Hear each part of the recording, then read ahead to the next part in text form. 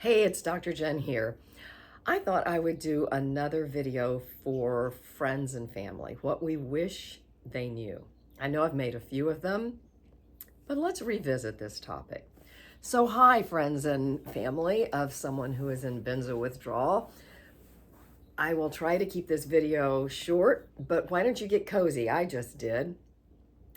And let me start off by saying thank you so much for taking the time to watch this video to understand benzo withdrawal or BIND, benzodiazepine-induced neurological dysfunction. I can't tell you how much I appreciate it.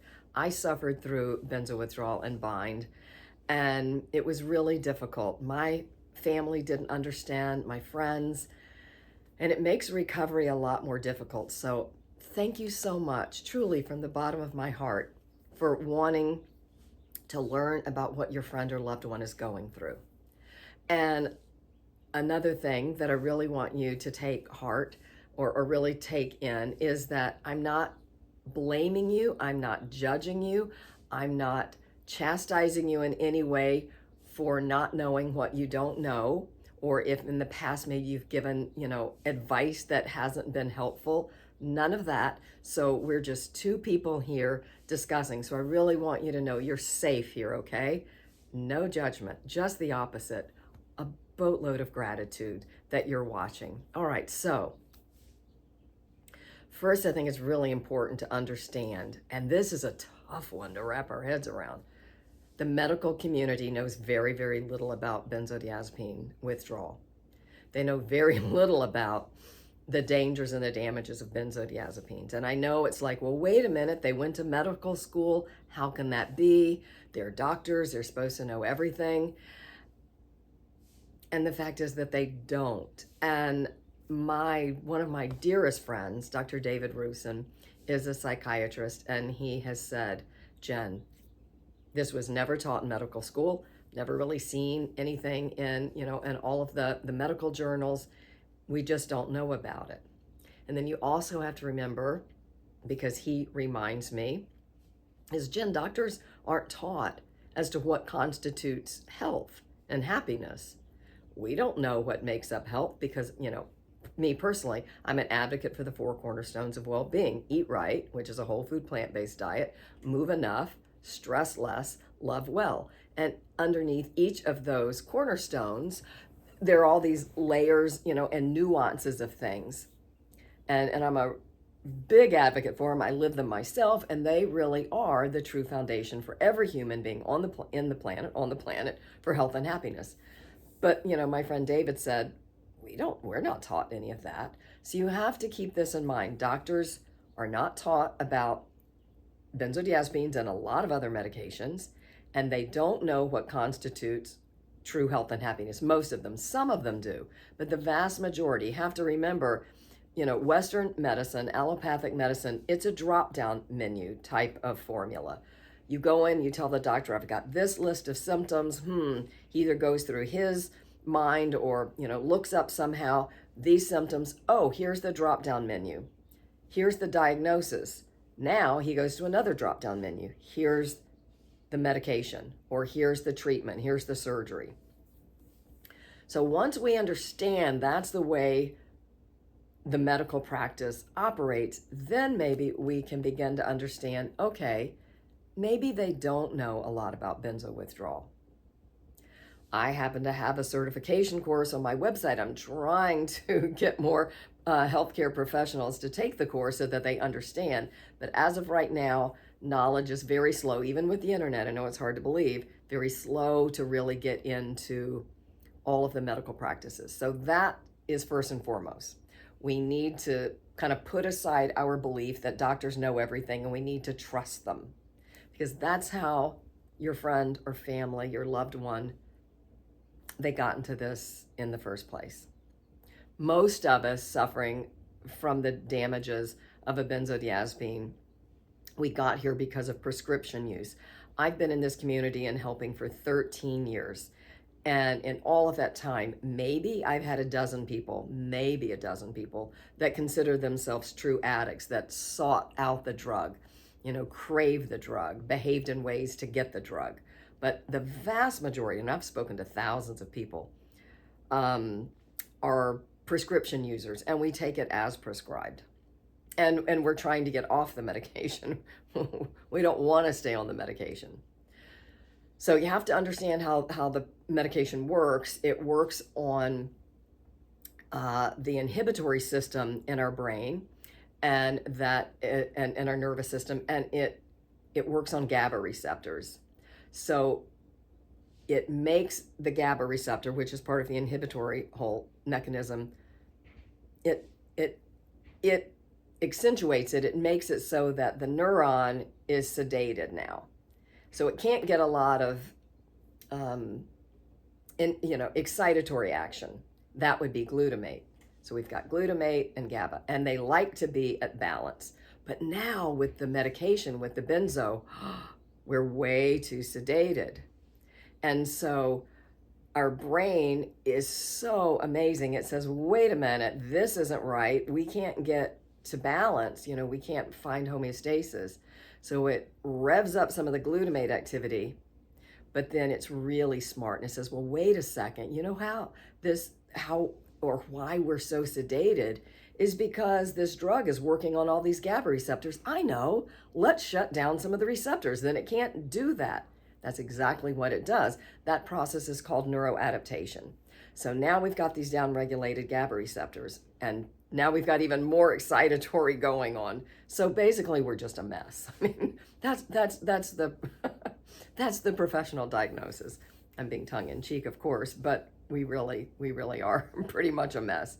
So with that comes intrusive thoughts. Let me back up. When that happens and we have a dysregulated nervous system due to that neuroadaptation, it means that our threat detection circuitry, everything that's about fear, is running amok because we have no counterbalance. And then things are misfiring. We just have a hyperexcited nervous system through no fault of our own. So now with that comes intrusive thoughts that we can't control. Maybe we get a song stuck in our head. We can get tinnitus, really loud for some of us. Our vision can be all off. We have strange sensations in our head that are very, very scary. We can have vertigo. We can have disequilibrium. We can have tingling, burning sensations. And I mean like severe burning, something called formication, where you're like bugs are under your skin. Joint pain, bone pain, ligament pain, muscle pain, nerve pain. We can become so weak that we are bedridden. Can't sleep. I mean, severe insomnia and fear of just about everything. And this can happen for people who were put on the drug for like a sprained back, or maybe they'd been flying some and traveling and they had insomnia. So that neuroadaptation, the chemical change to the medication, can happen in a handful of days for some people. You don't even have to be on the drug that long. And so we have all of these very uncomfortable and very frightening symptoms, and we're not logical, and we're extraordinarily needy because we're so afraid that we are dying, or we're afraid that we're going to die from this, or we are afraid we'll never get better. We're so afraid we're going to be stuck in this doom and gloom and depression and severe anxiety, OCD-like thoughts, and maybe even behaviors. If you go to my website, benzowithdrawalhelp.com, there's a resource page, and there's a drop-down menu, and it'll show a list of symptoms. Years ago, I queried the benzo community, and we got so many answers. And then a very dear person alphabetized it. So these are symptoms that we know go on in the community, and we've probably missed a few. And there are a few hundred. This isn't like you've got the flu and you're kind of achy and you feel bad. I'm kind of grumpy. I'm kind of feeling sorry for myself. This eviscerates people of everything that they know about themselves. I cannot tell you how frightening it is to go through benzo withdrawal. It's terrifying. And it's difficult because there is no way out other than time, other than to get through it. There's no quick fix. There's no quick cure. We have the 4 cornerstones of well-being: eat right, move enough, stress less, love well. And I'm a big advocate for them and all of the, layered nuances that we can do. But there's no pills that repopulate GABA receptors very quickly. There is something scientists think help. They're called HDAC inhibitors, and they're found in certain plant foods. But outside of that, we've got nothing. But if your friend or your family member goes to the doctor and says, I can't sleep, or I've got this or that, they're probably going to get misdiagnosed, because doctors, remember, they don't understand or know about benzo withdrawal. So your friend or loved one looks kind of crazy to them, maybe. Oh, you've got clinical depression. Oh, you've got a new panic disorder. Oh, you've got OCD or whatever. And then here comes the drop down menu, because remember, that's what they're trained to do. Here's the set of symptoms. Here's the diagnosis. Oh, here it comes. Here's what I'm going to give you. Here's what I'm going to prescribe. And so then we are at risk of getting prescribed a whole bunch of other psych meds. And they can either slow down our healing or make our symptoms worse, or they can even totally stop our healing, because they can be GABAergic. They work on GABA receptors like a benzo does, or they can have their own withdrawal syndrome that we're going to have to deal with. So benzo withdrawal is a true medical health crisis. It's very frightening, and it's very debilitating. Some people have mild symptoms, true, but a lot of us get hit really hard.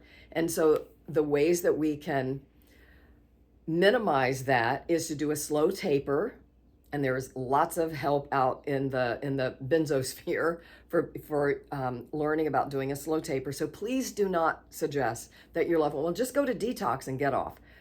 Some people do need to go there, but there's really specific reasons for that. The vast majority of us don't need to go there. And if we go there, it causes even worse symptoms. It's the worst way to get off. So don't recommend that. Please do not recommend to your friend or loved one that they listen to their doctor and trust their doctor, because probably their doctor doesn't know much, and they're going to prescribe medications or therapies, whatnot, including electric shock. I've got a lot of clients who've even had electric shock for this, and that can cause permanent, injury and changes to the brain, memory loss and whatnot. So we need to be an advocate. We need to support our loved one and trust that they have educated themselves and they are learning about this. And if you want to help them, come to my website, benzowithdrawalhelp.com, or go to the Benzo Information Coalition website. That's BIC, it's benzoinfo.com, and educate yourself. So I'll close with this. Thank you so much, if you've hung out this long, for still listening. I really do appreciate it. I really appreciate that you are helping one of my tribe members. Benzo withdrawal people are my family. We have suffered something horrendous, and that is a bond forged in steel. So thank you so much. But let me say this. If you want to help your friend or your loved one, don't give unasked for advice. Don't say, well, you should take a walk, or you should do this or do that. Stop the shoulding and ask this instead. Replace the should with this question. What do you need? How can I help? Oh my gosh, that just gave your friend or loved one agency over their own lives, and then they can tell you what they think they need. And they might say, I have no idea. Then you might say, well, if you did know, what would you say? Because sometimes we're just afraid or embarrassed to say what it is, but then that kind of gives them this carte blanche to really be truthful. And if they still can't come up with anything, you can ask, would it be helpful if I offered some suggestions? Or you could say, are there any questions that I could ask that could help you go a little deeper into your truth? But what do you need? How can I help? Really, really powerful. And yeah, really powerful. That's like the best thing that you can do for them. And then another good thing that you can do for yourself, well, for them, is to take care of yourself. It's okay to say, I love you and I'm here for you, but right now I just can't listen. I can come back tomorrow, or I can listen in an hour. It's okay to have boundaries, but you want to do it in a kind and loving way, because remember, anytime any human being feels judged or evaluated, our nervous system goes over into that protect state of fight, flight, or freeze. That's not where we're healthy and happiest. And for somebody in benzo withdrawal, it's just adding more fuel to the fire of their dysregulated nervous system. So you want to say things in a way that will not make them feel defensive. So no judgment, no evaluation. So you want to avoid things like, you're so needy all the time. I can't listen right now. Because that's really going to just strike fear into the heart of that person. So avoid judgment, avoid evaluating, try to stay as neutral as possible, but do take good care of yourselves. So that is what we wish friends and family knew about benzo withdrawal. It's a very real thing. More and more doctors are understanding it, but not enough. The vast majority still don't know, and they are misdiagnosing and harming people going through benzo withdrawal. And we really do need your love and support. It's a very lonely and very frightening medical crisis to get through, and it takes time. Some of us take a few months, some of us take a few years. It takes time. So when your friend or loved one says, I just can't, XYZ, I can't go to lunch with you today, don't take it personally. They would if they could. And know that there is the pattern of healing called windows and waves. Sometimes they're going to feel better. They can do things. And then for apparently no reason at all, boom, the nervous system just, falls apart again. And they might go back to being bedridden again, or, whatever symptoms they're having. And that's a part of this. So just go on that roller coaster ride with them. And know that they really can't make plans into the future. It's really difficult until they're more well. And trust that they kind of know what they need. And just keep reminding them that you were there for them. Because all human beings, we are hardwired to be in community. Connection with one another is a biological imperative. It's not a nice to have, it's a have to have. So even though you may get tired, I know it's difficult to go along on this journey with somebody, but just let them know that you're there for them and that you love them, and always remind them that they're going to get well, because we get extraordinarily needy in benzo withdrawal, and we need to be told every second of every day. And it's not that we're weak. We've got a weak character. We're just really frightened because our nervous system is just running away with us, just always in that protect state of fear and doom and gloom. So thanks again for listening. I hope this was helpful. And if you want to book a one-on-one coaching session with me to learn more about how you can help or find ways that you can cope, I'm here. I help a lot of caregivers. So you can go to benzowithdrawalhelp.com and sign up for a coaching session, and I'd be happy to help. So thanks again. I really appreciate it.